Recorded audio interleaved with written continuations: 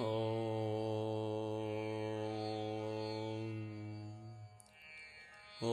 नमो भगवते वासुदेवाय। ॐ नमो नारायणाय। श्रीमन्नारायणीयं दशकं 17 श्लोका 10। यक्षेण देव निहते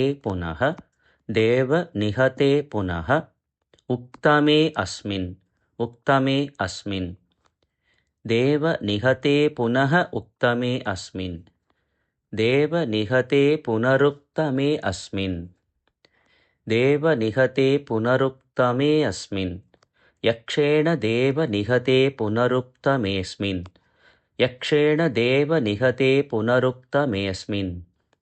यक्षैः स युद्धनिरतः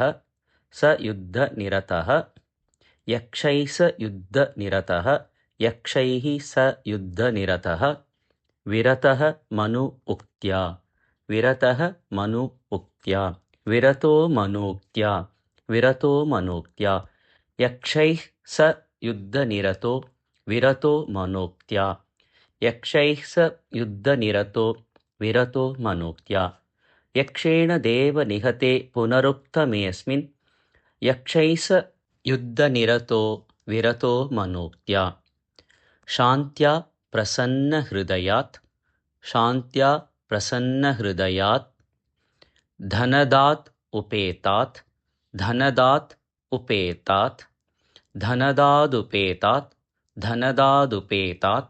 शान्त्या प्रसन्नहृदयात् धनदादुपेतात्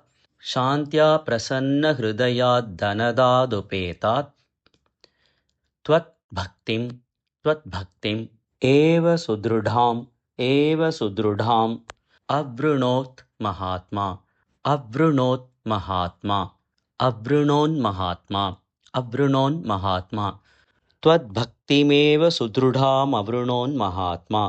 त्वद्भक्तिमेव सुदृढामवृणोत् महात्मा शान्त्या प्रसन्नहृदयात् धनदादुपेतात् त्वद्भक्तिमेव सुदृढामवृणोन् महात्मा